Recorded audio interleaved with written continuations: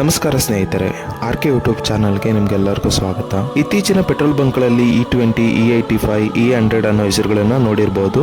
ಆದರೆ ಇವು ಏನು, ಸಾಮಾನ್ಯ ಪೆಟ್ರೋಲಿಂದ ಹೇಗೆ ವಿಭಿನ್ನ, ನಮ್ಮ ಬೈಕ್ ಅಥವಾ ಕಾರಿಗೆ ಸುರಕ್ಷಿತವೇ, ಮೈಲೇಜ್ ಹೆಚ್ಚಾಗುತ್ತಿದೆಯೋ ಅಥವಾ ಕಡಿಮೆ ಆಗುತ್ತಿದೆಯೋ, ಈ ವಿಡಿಯೋದಲ್ಲಿ ನಾವು ಸರಳ ಕನ್ನಡದಲ್ಲಿ ಎಥನಾಲ್ ಪೆಟ್ರೋಲ್ ಬಗ್ಗೆ ಸಂಪೂರ್ಣವಾಗಿ ತಿಳಿದುಕೊಳ್ಳೋಣ. ಮೊದಲು ಎಥನಾಲ್ ಅಂದ್ರೇನು ಅನ್ನೋದನ್ನ ತಿಳಿಯೋಣ.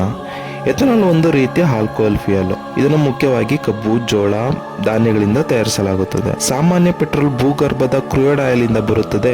ಆದರೆ ಎಥನಾಲ್ ರಿನ್ಯೂವಬಲ್ ಫ್ಯೂಯಲ್, ಅಂದ್ರೆ ಮತ್ತೆ ಮತ್ತೆ ಉತ್ಪಾದಿಸಬಹುದು. ಇದರಿಂದ ಪೊಲ್ಯೂಷನ್ ಕಡಿಮೆ ಆಗುತ್ತದೆ ಮತ್ತು ಫಾರಿನ್ ಆಯಿಲ್ ಇಂಪೋರ್ಟ್ ಕೂಡ ಕಡಿಮೆ ಮಾಡಲಾಗುತ್ತದೆ. ಅದರ ಕಾರಣಕ್ಕೆ ಭಾರತ ಸರ್ಕಾರ ಈಗ ಎಥನಾಲ್ ಬ್ಲೆಂಡಿಂಗ್ ಮೇಲೆ ಹೆಚ್ಚು ಗಮನ ಕೊಡುತ್ತಿದೆ. E20 ಅಂದ್ರೇನು? 20% ಎಥನಾಲ್ ಪ್ಲಸ್ 80% ಪೆಟ್ರೋಲ್. ಇದು ಈಗ ಭಾರತದಲ್ಲಿ ಹೆಚ್ಚು ಪ್ರಮೋಟ್ ಆಗ್ತಿರುವ ಫ್ಯೂಯಲ್ ಆಗಿದೆ. ಹೊಸ ಬೈಕ್ಗಳು ಮತ್ತು ಕಾರುಗಳಲ್ಲಿ ಬಹುತೇಕ ಈ E20ಯ ಲಾಭಗಳು ಪೊಲ್ಯೂಷನ್ ಕಡಿಮೆ, ಎಂಜಿನ್ ಕ್ಲಿಯರ್ ಆಗಿರ್ಬೋದು, ಪೆಟ್ರೋಲ್ ಇಂಪೋರ್ಟ್ ಕಡಿಮೆ ಮಾಡ್ಬೋದು. ಆದರೆ ಕೆಲವು ಸಮಸ್ಯೆಗಳಿವೆ. ಯಾವುದು ಅಂದರೆ ಮೈಲೇಜ್ ಸ್ವಲ್ಪ ಕಡಿಮೆ ಆಗ್ಬೋದು, ಹಳೆಯ ವಾಹನಗಳಲ್ಲಿ ಕಂಪ್ಯಾಟಿಬಿಲಿಟಿ ಇಶ್ಯೂ ಬರ್ಬೋದು, ರಬ್ಬರ್ ಪಾರ್ಟ್ಸ್ ಮೇಲೆ ಪರಿಣಾಮ ಬೀರುವ ಸಾಧ್ಯತೆಗಳಿವೆ. ಆದರೆ 2023 ನಂತರ ಹಲವಾರು ವಾಹನಗಳಲ್ಲಿ E20 ರೆಡಿಯಾಗಿ ಬರುತ್ತಿವೆ. ಸೊ ಹಾಗಾದರೆ E85 ಅಂದ್ರೇನು? E85 ಅಂದರೆ 85% ಎಥನಾಲ್ ಪ್ಲಸ್ 50% ಪೆಟ್ರೋಲ್. ಇದರ ಬಳಸಲು ಫ್ಲೆಕ್ಸ್ ಫ್ಯೂಯಲ್ ಇಂಜಿನ್ ಬೇಕಾಗುತ್ತದೆ. ಸಾಮಾನ್ಯ ಬೈಕ್ ಅಥವಾ ಕಾರಿನಲ್ಲಿ ಇದನ್ನು ಬಳಸಲು ಸಾಧ್ಯವಿಲ್ಲ. E85ಯ ಲಾಭಗಳು: ಕಾರ್ಬನ್ ಎಮಿಷನ್ ಕಡಿಮೆ ಮಾಡಿ, high octane rating, engine performance ಕೆಲವು ಸಂದರ್ಭಗಳಲ್ಲಿ ಉತ್ತಮ. ಆದರೆ ಇಲ್ಲಿ ಕೆಲವು ಸಮಸ್ಯೆಗಳಿವೆ. ಏನು ಅಂದರೆ ಮೈಲೇಜ್ ಕಡಿಮೆ ಆಗ್ಬೋದು, ಕೋಲ್ಡ್ ವೆದರಲ್ಲಿ ಸ್ಟಾರ್ಟ್ ಇಶ್ಯೂ ಬರ್ಬೋದು, ಫ್ಯೂಯಲ್ ಸ್ಟೇಷನ್ಗಳು ಕಡಿಮೆ ಇದ್ದಾವೆ. ಭಾರತದಲ್ಲಿ ಈಗ ಫ್ಲೆಕ್ಸ್ ಫ್ಯೂಯಲ್ ವೆಹಿಕಲ್ಸ್ ಟೆಸ್ಟಿಂಗ್ ಹಂತದಲ್ಲಿವೆ, ಇನ್ನು ಇಂಪ್ಲಿಮೆಂಟ್ಗೆ ಕಷ್ಟ ಆಗಿದೆ. ಹಾಗಾದರೆ E100 ಅಂದ್ರೇನು?